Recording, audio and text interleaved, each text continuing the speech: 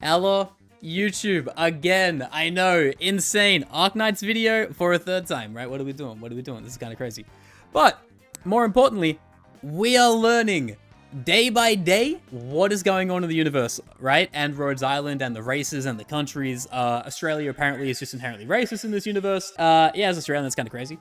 But more importantly, we have previously covered the Arknights lore, explaining the nations, and the Arknights lore also explaining the races. Now, our boy, Theresa, okay? He has uploaded a third video today. Oh, it's not today, but he uploaded a video today just for this stream. Almost perfect, right? And it explains the time before Chapter 0, prior to Rhodes Island, from what I understand. And as a guy who only understands the nations and the races now, and yeah, big surprise, everyone's racist, by the way. That's crazy.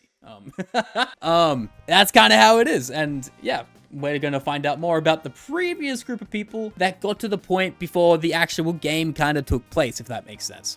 So, more important than ever, we are going to watch it, we are going to learn, we're going to be educated, and more importantly, we're going to enjoy this, because Theresa, he lives up to the name. He's a biblical historian of Arknights and everything involved. So if you like the video, please like, comment, and subscribe. And if you want more Arknights related stuff, please let me know in the comments. We're kind of trying out new stuff. We're a honkai guy, but hey, we're having fun here. So without further ado, let's get into it. Theresa, the channel where we explain Arknights lore. I am Akka. Welcome back. This video will provide a timeline-style summary of key events from the rise of Babel to its decline, which eventually led to the formation of Rhodes Island as we know it today. Is this a reference to Tower of Babel? Real question. I would assume, but I'm not sure.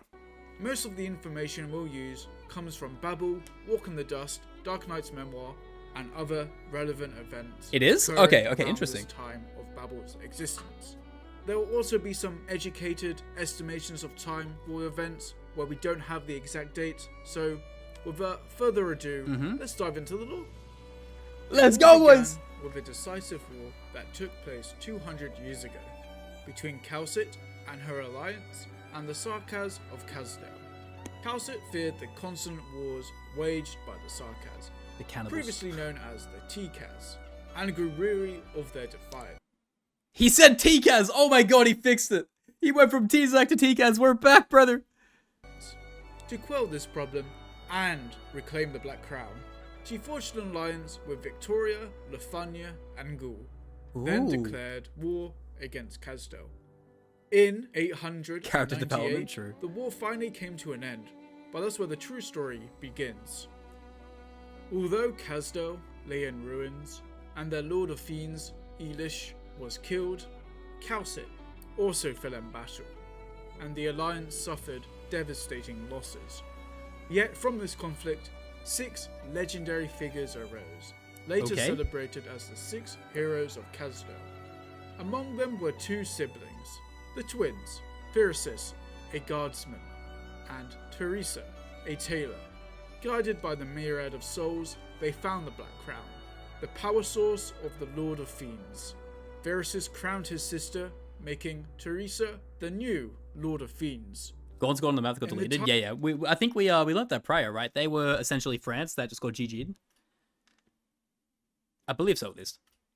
Time between these events and where our story picks up, much has happened. Khazit was resurrected, and later became close friends with Theresa. Lakaramalin, one of the 6 heroes of Khazdel, ascended to become the leader of the Banshees' court.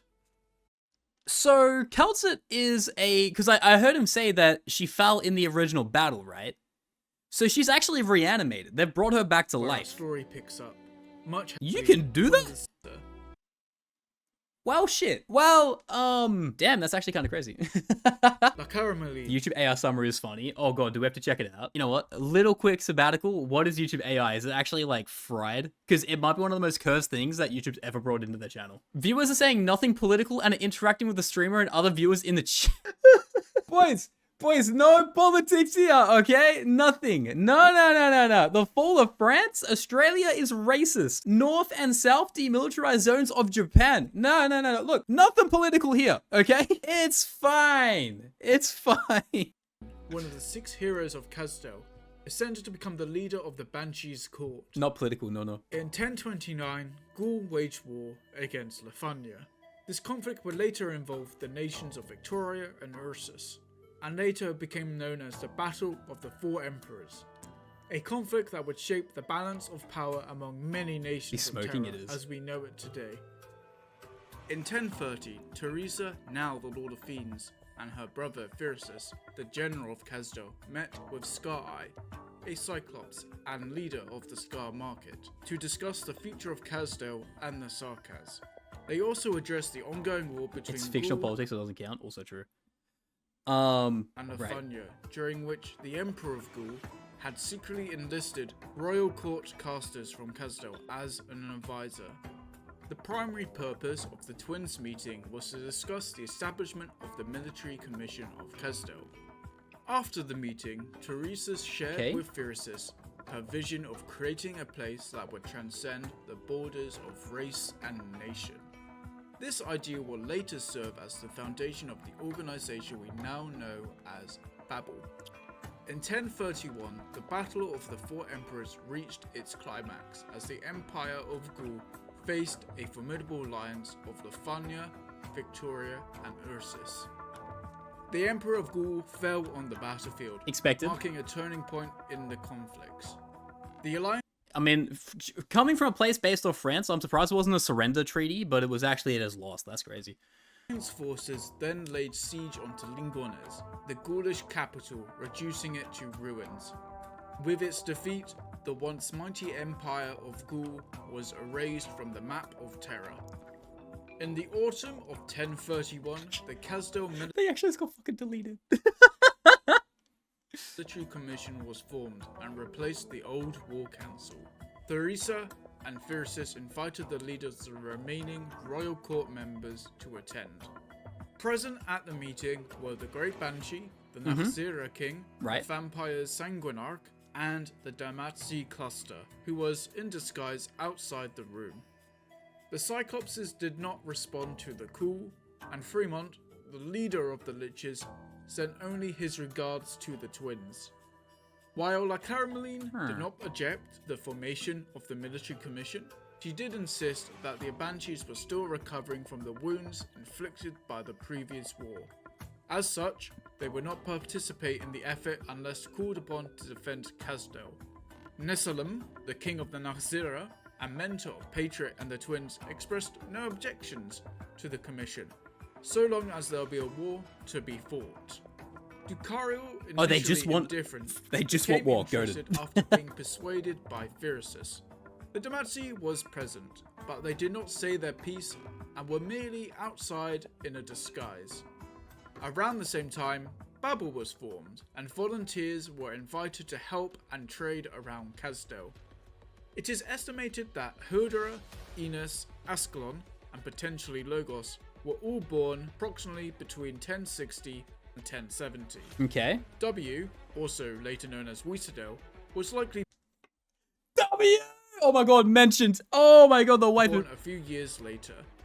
In 1068, the Kasdelian-Lafanian War began, when a Lafanian elector sought to claim Kasdel as compensation for the lack of spoils from the Battle of the Four Emperors. Scar-Eye demonstrated his opposition to the Lafanians by killing the envoy and throwing him into the soul furnaces in front of Theresa and Theresa. During this period, as Kasdel was escaping from the Lafanian fleet by charging directly into a catastrophe. Alright, I know we're in like an actual like player in the war, but is this not just Pride Rock from Lion King? Is this not just Oh man. Escaping from the Lafanian fleet by charging directly into a catastrophe. Miraculous path opened through the storm. Theresa and Theresa led their armies of Sarkaz through this path. There, amid the storm, the twins encountered the young Ascalon. Remembering the ancient prophecy, they nevertheless chose to take her in and adopt her.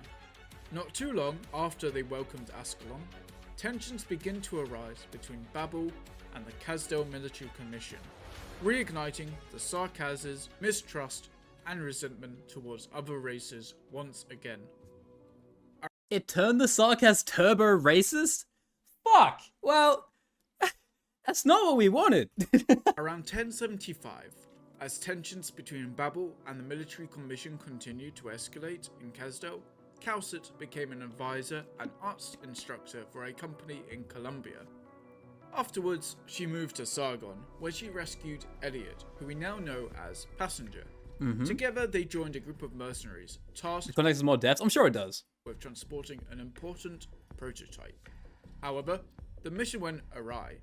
While they managed to escape, Passenger chose to remain in Sargon, where he was mentored by Isin, an elderly Savra soothsayer, while Calcet continued on to Ursus. At some point, we can estimate that a young Caprine was thrown into the birch woods of Casdell. They play ranked racism. Is there anyone who is just not racist in this Arknights timeline, or no? I mean, yeah, War's kind of going to have that in it. Like that's just like column A, column B. They're gonna merge, right? Theresa. This is where the young Enos and Hodera met for the first time. Between 1075 and 1077, Calcet worked in Chernobyl, Ursus, studying sarcophagus as a new energy source. Chernobyl reference? She collaborated with Lilia, the mother of Fornik, Sergei, the father of both Alex and Misha, and Ilya, the father of Crownslayer. All were scientists recruited by the Boris Group to study the sarcophagus. Sorta. Despite their successes and breakthroughs of harnessing its power, the military intervened. This led to the total annihilation of the team, with Sergei turning against his colleagues after his family was kidnapped. The only survivors were Calcet, Lilia, and Sergei, who later went missing and was later killed. Around 1080, Calcet would meet Lilia again, who persuaded her to assassinate the Ursus Grand Duke Vanya, the man responsible for the attacks on their research team years earlier. The assassination attempt would be successful. Calcet would manage to get into the room where Vanya was already dying. The thing I find really crazy is Calcet has so much to do with the goddamn story and is integral to everything that pretty much ever happened since like the dawn of time, right? But they never released her in game. For how long? The game came out like January 2020. When did she actually come out? Like for the first time? Because I remember she was not in the game for ages. It was so funny. Yeah, she's history. She is the embodiment of history. Like 2022? Yeah, second anniversary. That's actually nuts. I'm trying to get like a direct date here. Oh yeah, so it says here that she was released in Where's the release? So she was released globally 2021, almost 2 years after the release. Why? She is awesome. She's a bit crazy. She is, yeah, look, it happens, but I can fix her. They had a discussion. Why'd you make me wait? Vanya allowed Calcet to end his life by injecting him with a drug. Afterwards, Calcet... Was she in beta release? Yeah, she was in the beta, but she was so OP that she got removed. I believe that was like, at least from what I understand. Again, this is 4 years ago. I could be entirely wrong. And Lilia fled Ursus. Between 1083 and 1084, Calcet was in Victoria, assisting Count Vincent in treating his ailing wife. At the New Year's party, hosted by Vincent, she also met his niece, Heidi. However, things took a turn when Calcet noticed the arrival of one of the Emperor's blades of Ursus outside the party. She instructed Heidi to keep everyone away from the garden, then went outside to confront the Emperor's blade. In classic Calcet fashion, a lengthy dialogue exchange ensued between them, followed by a fight. Oh no. Ultimately, the blade departed. Shortly afterwards, She wins! Calcet received a letter from Theresa, informing her that the excavation of the Rhodes Island landship has been completed. It's indicated around the time that the Rhodes Island landship was excavated in Rumbiliton that Theresa saved Ray and the team of hunters during a sandstorm. In 1086, Casdell entered a period of a cold civil war, with Theresa and the military commission opposing Babel and Theresa. Eventually, Theresa and the remaining Babel members were forced into exile, making the Rhodes Island landship their new base of operations and headquarters.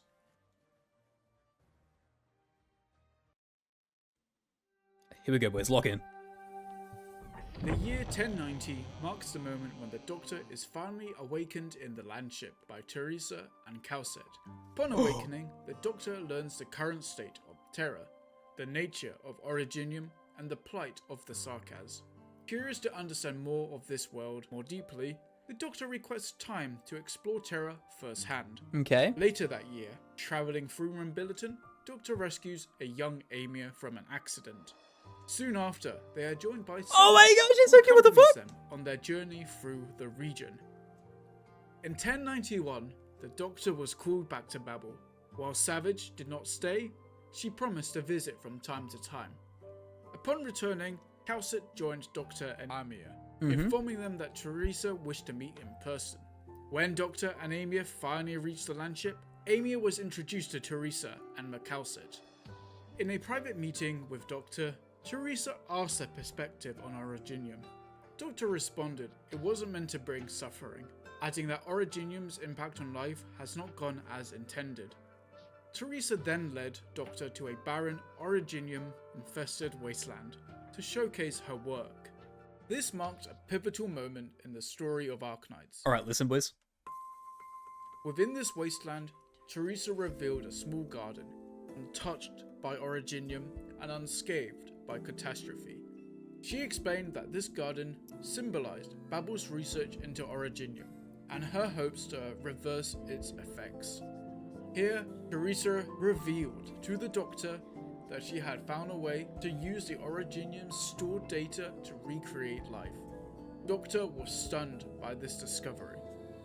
Theresa remarked that no race understands Originium better than the Sarkaz. It's about to happen. But clarified that this is only the beginning.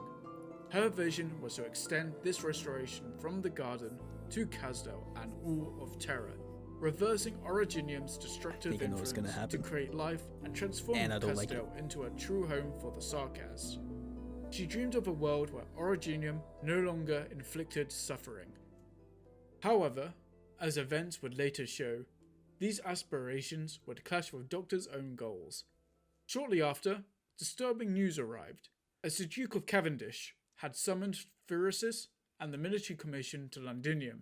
Fearing that the Sarkaz would be drawn into another war, Theresa travelled to Kazdel to declare that she wouldn't allow them to participate. Oh no. While Theresa was away, renegade soldiers from the military commission attacked Babel.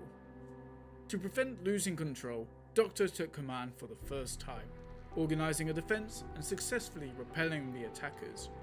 Meanwhile, in the Scar Market, Ascalon encountered Scar-Eye. After a brief argument and scuffle, Scar-Eye admitted that he was the one that orchestrated the encounter with Theresa and Pheresis in 1068. Later on, Theresa was prevented from meeting her brother Pheresis by Kazdel's other leaders, who feared a direct confrontation. She saw, however, that the Sarkaz were still willing to fight for Pheresis' vision, burdened by the sense of duty towards their king. As she prepared to leave, a group of mercenaries and volunteers from Kazdel, loyal to her vision, followed her. According to historians, this war between the twins was formally declared in the winter of 1091, ending 2 centuries of peace within Kazdel. In the winter of 1092, I mean, it was bound to happen, right? Between Babel and the Kazdel Military Commission intensified.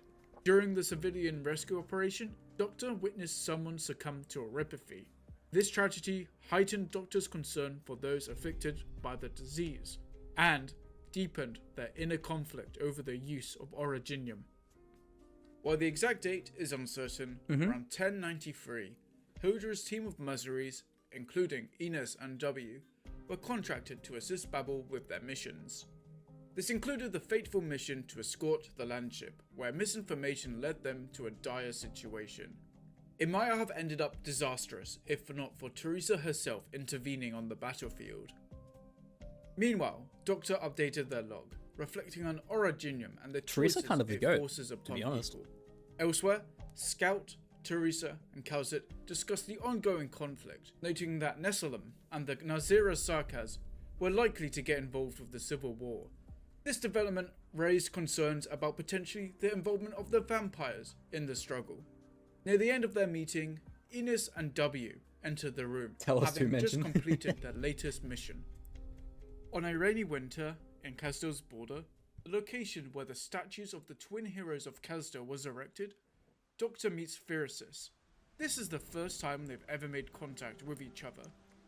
Doctor reveals they've long been in possession of crucial military plans, and have arranged for the secret meeting to offer Pheresis something valuable. Technology that can control Originium, the Shard. Doctor proposes a deal. Pheresis would destroy Babel, scatter its forces and followers, and unify the Sarkaz under the military commission rule. The Doctor believed this method would unify the Sarkaz and ensure the expansion of Originium. Theresa challenges Doctor's sincerity, accusing them of speaking lightly of sacrifice. Doctor insists that their burden is greater than Theresa realizes, driven by the weight of larger ambitions. Theresa, however, is unsatisfied with Doctor's offers, and demands a more direct way to advance the war. He insists the only way to save Babel's members is for Doctor to kill their own leader. What? Talk about being difficult. Like, fuck. I just felt like a slow boil. Just like, it's going to be conflict. It is going to happen. But holy fuck, we have given options. Theresa. Theresa believes this will ensure the fall of the organization, making their survivors no longer a threat to him. Doctor was reluctant at first, but finally agreed to this deal. They said they will tip the scales of destiny. In early 1094, Theresa's forces began their advance into Victoria, prompted by the Duke's ultimatum. By spring, Babel had deployed sleeper agents, including Julie, as an intricate plan to orchestrate a coup among the Victorian mercenaries and undermine the trust of Victorian dukes, with the ultimate plan of eliminating Theresa. As summer approached, Babel initiated their strategy to reclaim Casdell. Events unfolded rapidly. Julie and her fellow assassins launched their attempt on Theresa's life, coinciding with his own assassin's mission to eliminate Theresa. The situation at the landship deteriorated when Doctor disabled its security systems, allowing Theresa's assassins to execute their plans. Nessalem and Durkariel observed their king's final struggle from a distance. Theresa, sensing the impending danger, used her arts to shield Amy's vision when the child sought her for a bedtime story. She faced her would-be killers, former Sarkaz heroes who have fought alongside her and Theresa during Calcit's crusade. These assassins had mutilated themselves, cutting their horns and marking their skin, concealing their identities beneath shrouds to... Holy shit. That... dedication to the job, first off, but... fuck. erase their existence as Sarkaz traitors. Within a dark bubble, Theresa shared with Amia a tale of a hope-seeking puppet, whose fate ended up in despair. When the bubble dissipated, Amia discovered an injured Theresa among fallen bodies. After Amia agreed to help changing the story's ending, Theresa transferred the crown to her through a fatal sword strike, rendering Amia unconscious. The final moments unfolded swiftly. Doctor arrived at the command room with additional assassins, but Theresa, in her last act, erased Doctor's memories, urging them to find themselves. The Convalis of Banshee's Dirge announced Theresa's death to all Sarkaz, prompting Babel's immediate withdrawal from Casdell. Calcit discovered Theresa's body alongside the unconscious forms of Amia and Doctor. In Londinium, the assassins, sensing Theresa's death, pledged their allegiance to Theresa. Despite Manfred's protests, Theresa accepted their loyalty and commanded them to infiltrate the Mausoleum of Kings and eliminate every Steam Knight within. In the aftermath of these tragedies, Babel finally collapsed. Those who remained aboard the landship fled Casdell. Theresa's body was taken by the Confessarius, while the unconscious Doctor was transported by Calcit to Schönebog City and placed within the sarcophagus. Oh, dude, I'm just saying, like, the ability to be like, yeah, you're gonna kill me, sure, but we're going to let you have a second chance. It's fine. It's fine. Look, what happened. It's a shame, but boom, amnesia. You get to go again. We didn't deserve Theresa. I hate to say it. We never did. We never will deserve her. She was her. For all intents and all purposes. Fuck Theresa. We are all Theresa enjoys. That is how you say, that's a damn shame. Just way too good. She was a kindred spirit. Calcit and Ascalon systematically purged the remaining traitors and instigators, while W relentlessly pursued Theresa's assassins. Despite the devastation, hope endured. Those who upheld Theresa's ideal would later rise again and form Rhode Island Pharmaceutical, led by Theresa's successor, Amia. The organization dedicated itself to eradicating oropathy and ending the tragedies caused by originium. And that brings us to the end of the video. I hope you enjoyed this video and found it useful, whether you're a player or someone interested in the lore of Arknights. We have learnt a lot, Terrastorian, my guy. We didn't deserve her. Actually crazy. We didn't deserve her. That's a damn shame, that. Oh, man. He said Amir right family. Did he? Oh my god, insane. Man, no longer racist? Yeah, we went from racism to, depression, which, yeah, that's kind of a weird, like, character arc personally, but it works. It works, man. But look, I will say this, it is so Warhammer-ish, or Warhammer-y, right? This is...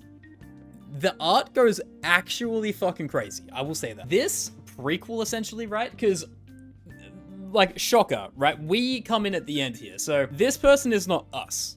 Well, it is us, but it's not because they have memories, whereas when we hit the reset button, right? When the reset button gets hit, that's where we come in, right? Fuck Doctor! Fuck this guy! Yeah, look, my big takeaway is W is unsung hero. Theresa, why would you do us like this? It's a shame. I am, depressed. Theresa is the biggest piece of shit ever, right? Doctor is based? Nah, not all. Yeah, no, disagree. Theresa is a big no, W is the goat. Damn, it's kind of... Who knew the writing was this fire, eh? Who knew the writing was this fire? But yeah, anyway, YouTube, thank you so much for watching. If you did enjoy this little bit of a love reaction, I guess you could say, react anti. Please like, comment, subscribe. If you did get this far in the video as well, I want to say, sorry we didn't talk a lot. Arknights has a metric shitload of information. I can't really, like, take breaks. It has to be absorbed simultaneously. I apologize for that, but, hey. If you did like the video, please like, comment, subscribe, and, yeah, we'll be doing more Arknights content in the future if you want it. Let me know. Bye-bye now.